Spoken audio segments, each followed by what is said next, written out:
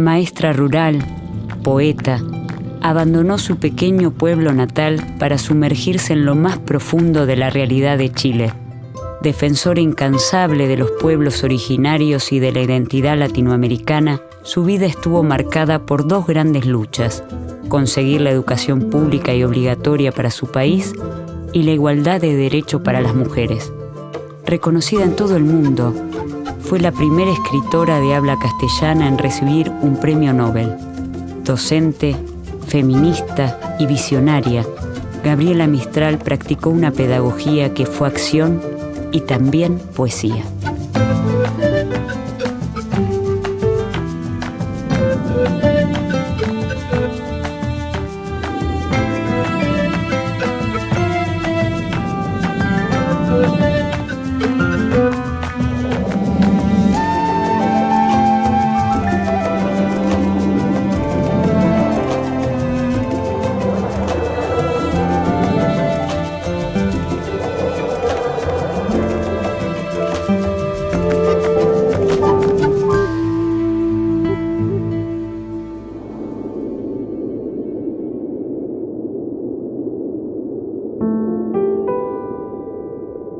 Es el año 1889.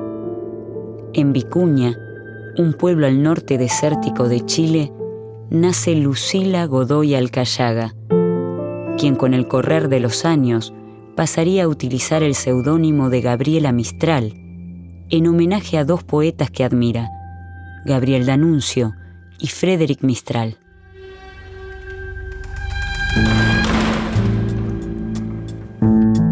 Su padre, maestro de escuela, la abandona cuando tiene 3 años.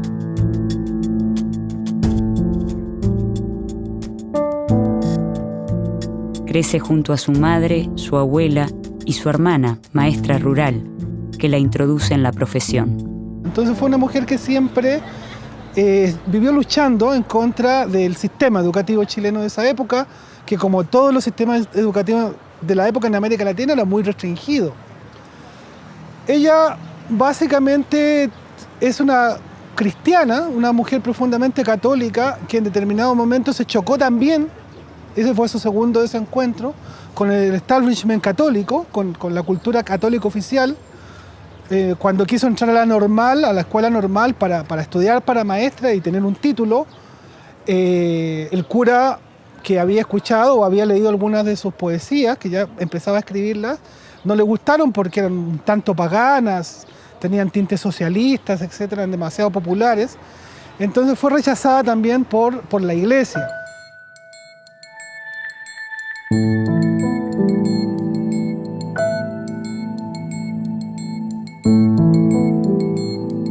Fue rechazada porque efectivamente la escuela de los años de principios del siglo XX era discriminadora, era racista, y Gabriela Mistral era una mestiza pobre en Vicuña. Eso caracteriza a Gabriela Mistral. Es originalísima como poeta por su autoformación y por una pedagogía natural de lo que serían pensar en los derechos del niño, en los derechos de cualquier ser humano.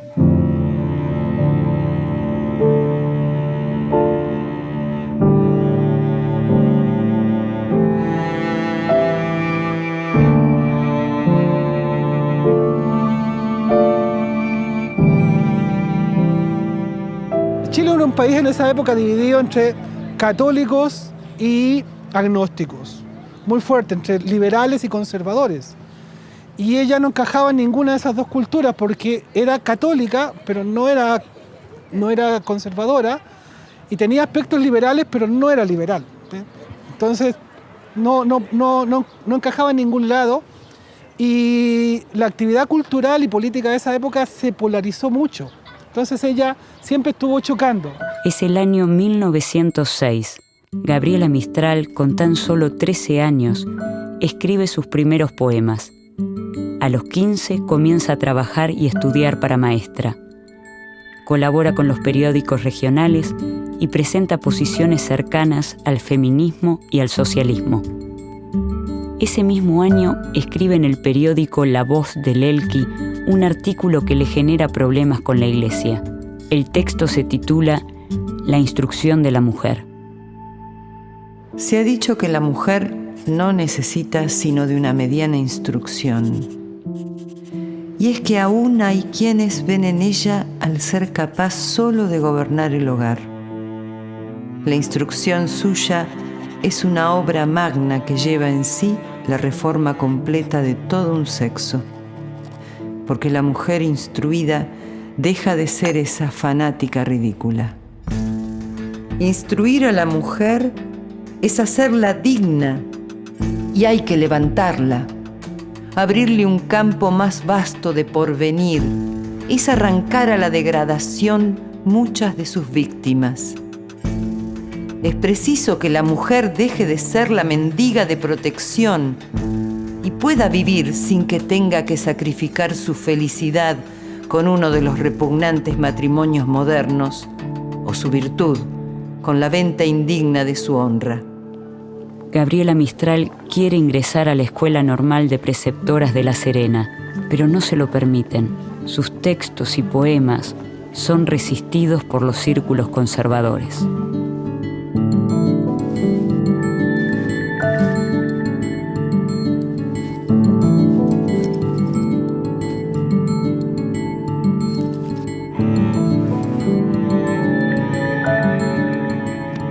Al llegar 1910, Gabriela, recién recibida de maestra, inicia su recorrido por los liceos de niñas del país. Viaja a lo largo de todo Chile. Ante sus ojos se despliegan las diversas realidades sociales, culturales y educativas que nutrirán toda su obra. También fue maestra urbana y en liceo de niñas, pero le encantaba la educación rural. Es decir, ella se convirtió en una sólida profesora y poeta de este mundo, del mundo rural y del mundo de los niños campesinos e indígenas.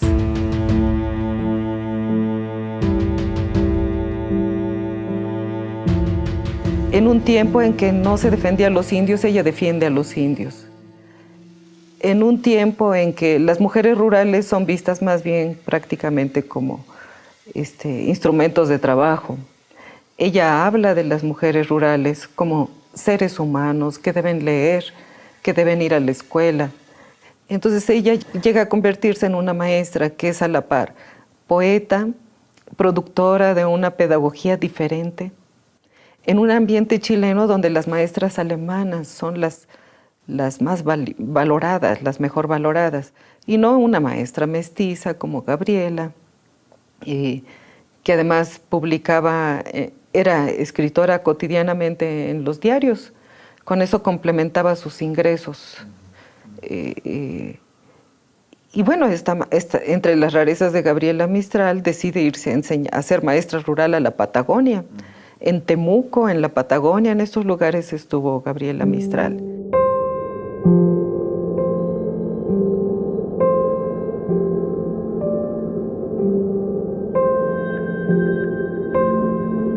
Por ese tiempo llegó a Temuco una señora alta, con vestidos muy largos y zapatos de taco bajo.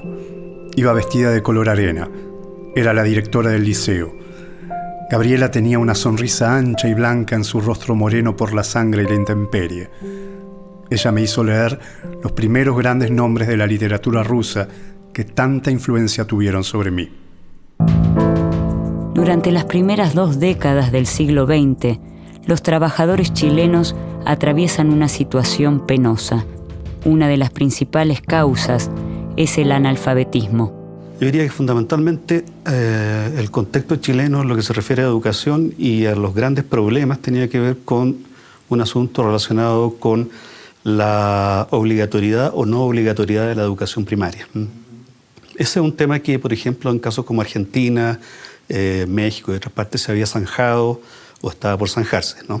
En el caso chileno se habían dado algunas iniciativas legales desde más o menos los mismos tiempos que en el caso de Argentina, ¿no es cierto?, en los años 80, pero sin embargo eso no había arribado a ningún buen puerto.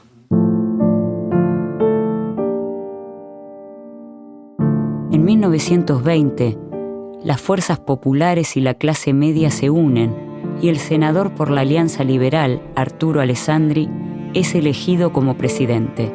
Al año siguiente, Alessandri presenta un programa de reformas que contempla, entre otros aspectos, el de la separación de la Iglesia y el Estado, el cumplimiento de la educación básica obligatoria y la elección directa del presidente y del vicepresidente mediante el sufragio popular.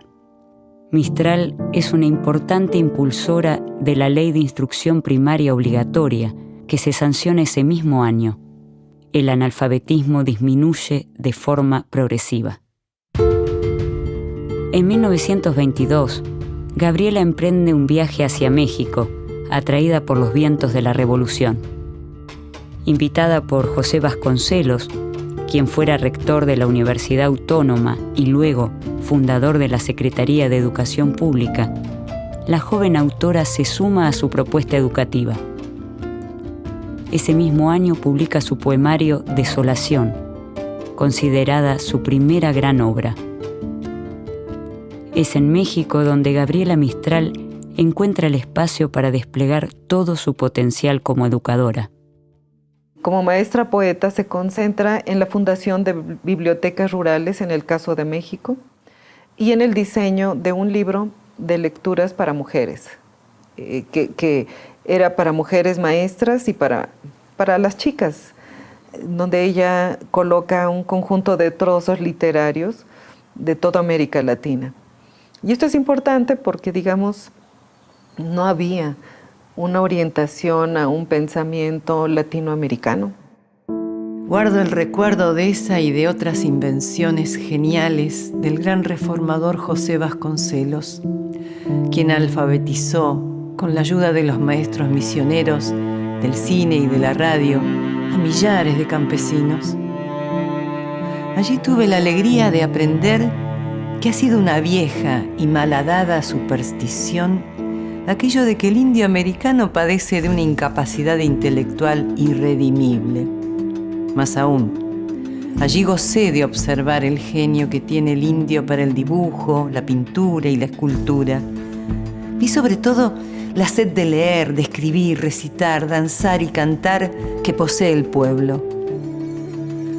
La alfabetización iba de mes en mes liquidando a centenares de analfabetos. Esas escuelas nocturnas, llamadas por su creador misioneras, parecían realmente un asunto tan civil como religioso. Eran también el desagravio a una raza entera, la indígena. Entonces es algo interesante, hay todo un proyecto cultural, hay toda una crítica, hay toda una revisión educativa de cómo deben llegar estos libros a los niños del campo, ¿no? Entonces, bueno, ese es el mérito de Gabriela, es colocar estas lecturas para las niñas y para las maestras. Maestro, enseña en tu clase el ensueño de Bolívar, el vidente primero. Clávalo en el alma de tus discípulos con agudo garfio de entendimiento. Divulga a la América su Sarmiento, su Bello, su Lastarria, su Martí.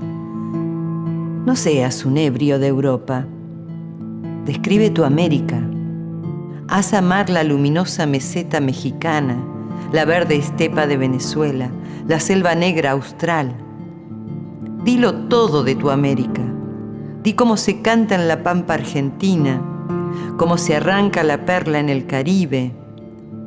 Dirijamos toda nuestra actividad como una flecha a este futuro ineludible. La América española una, unificada por dos cosas estupendas: la lengua que le dio Dios y el dolor que le da la del norte. Y en México recorrió el país y especialmente las zonas indígenas para acompañar la reflexión de funcionarios, de pedagogos que querían proponer cómo mejorar la situación de los indígenas en México. Entonces, bueno, estos son los indigenistas de la época. Y pues ella le escribió poemas también a las artesanías mexicanas, al maíz, al niño indio, ¿no? Hay un famoso poema del niño indio. que se recitaba en las escuelas por multitudes. Ustedes podían escuchar que además les gustaban las multitudes en ese periodo a estos gobiernos de la Revolución, de llenar grandes plazas de niños recitando poemas de Gabriela Mistral. Y Gabriela Mistral escribía y escribía en cada región que llegaba.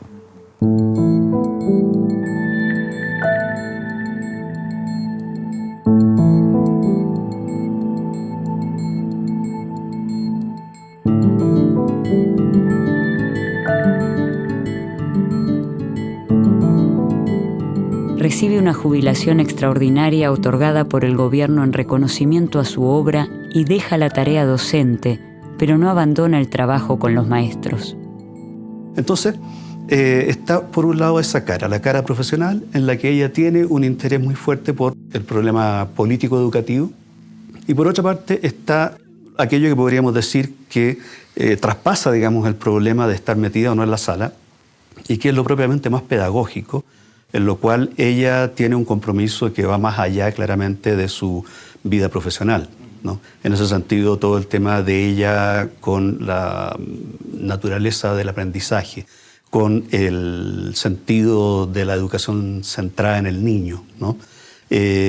Con la muy fuerte mezcla que ella hace de elementos del cristianismo, de la escuela nueva, de múltiples doctrinas, para terminar, ¿no es cierto?, en una especie como de propuesta muy espiritualista, latinoamericanista, ¿no es cierto?, de educación, ¿verdad?, centrada en ideas tales como ternura, acompañamiento, misión, semejantes, ¿no? Y todo eso, entonces, uno ve como dos Gabrielas, diría yo. Una que es propiamente la profesora y otra que es algo así como una, diríamos, intelectual interesada en la educación. En 1926, el Consejo de la Sociedad de las Naciones la designa para ocupar un importante cargo en el Consejo Administrativo del Instituto de Cinematografía Educativa, creado en Roma. Sus preocupaciones por el género femenino se hacen sentir en las altas esferas políticas, como ocurre en 1928, cuando Francia rechaza el voto femenino y Gabriela condena la decisión. Socialistas y radicales han nacido a la vida de combate electoral con la afirmación de la igualdad de los sexos en la boca. Pero un buen día fueron gobierno, como en Francia, y se les vino encima el pánico de perder el usufructo tan deleitoso siempre de la presa.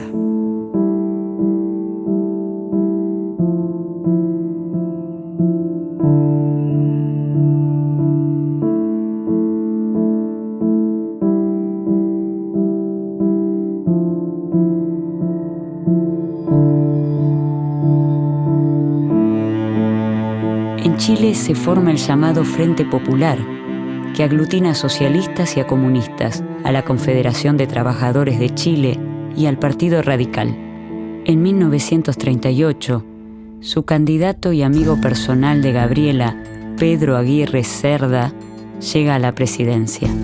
Durante su gobierno se fomenta la educación, se crean escuelas y se propicia la apertura de trabajos para los profesores. Gabriela Mistral se afianza como pensadora de la educación y entra en debate con las posiciones positivistas y cientificistas. Gabriela Mistral sostiene que la educación de un país debiera estar basada en la propia realidad según sus necesidades, evitando la mera copia o imitación. Afirma que jamás debe hacer el maestro lo que el niño puede hacer por sí mismo. Es el año 1945 y Gabriela Mistral obtiene el Premio Nobel de Literatura. Una mujer latinoamericana con esta historia, como la de Gabriela, que recibe un premio Nobel porque recupera los usos del idioma de los campesinos, de las plazas, de las escuelas, de los maestros, de los indígenas.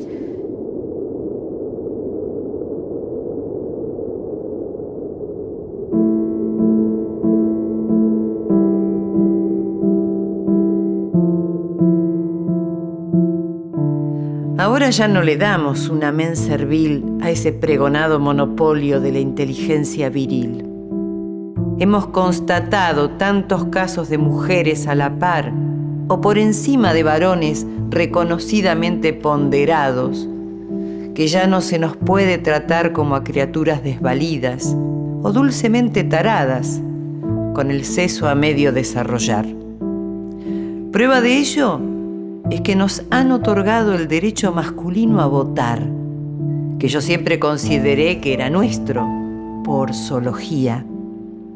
Pertrechadas en grande, iremos a las elecciones, no en mero papel de votantes, sino, además, de candidatas.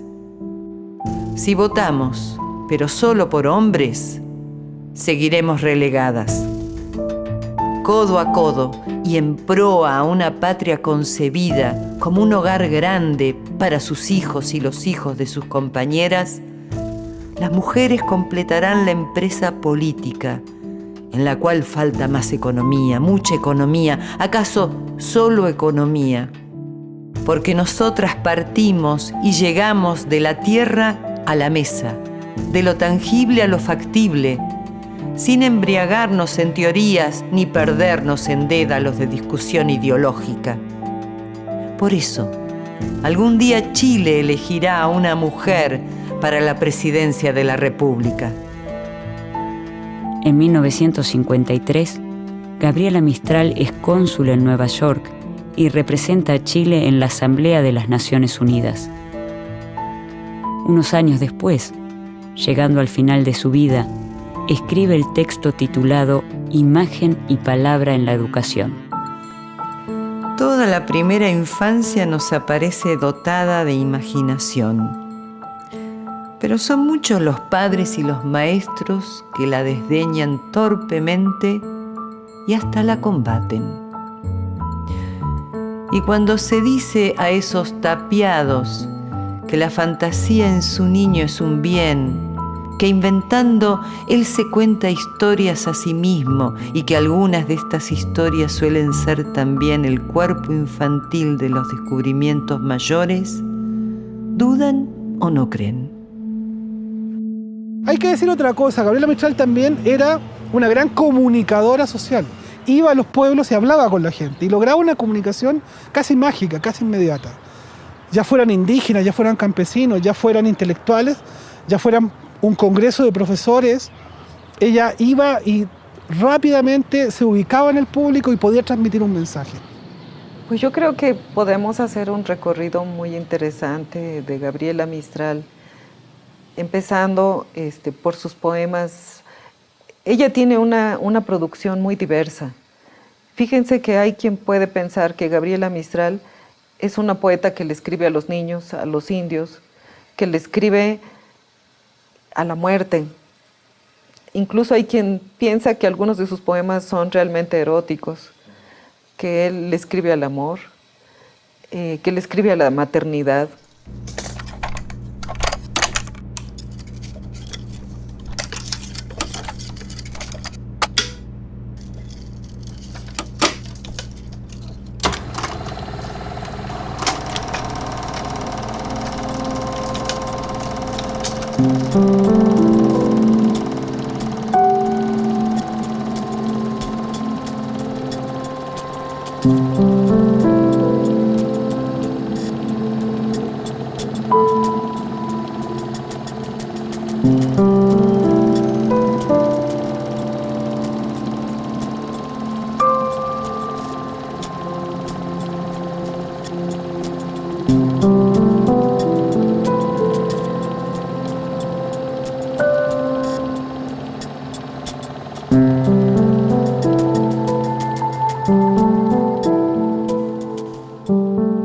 El 10 de enero de 1957 muere en un hospital de Nueva York.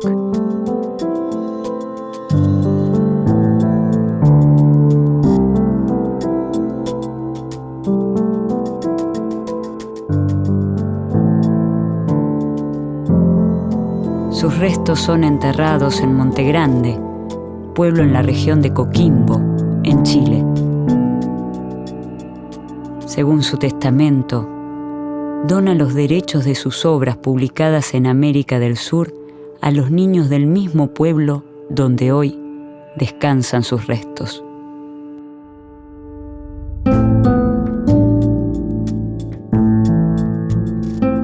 Gabriela Mistral, maestra y escritora, pensadora, diplomática y poeta.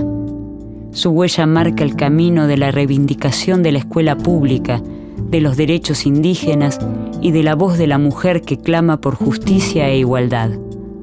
Una voz que se expande en Latinoamérica y aún resuena en todo el continente.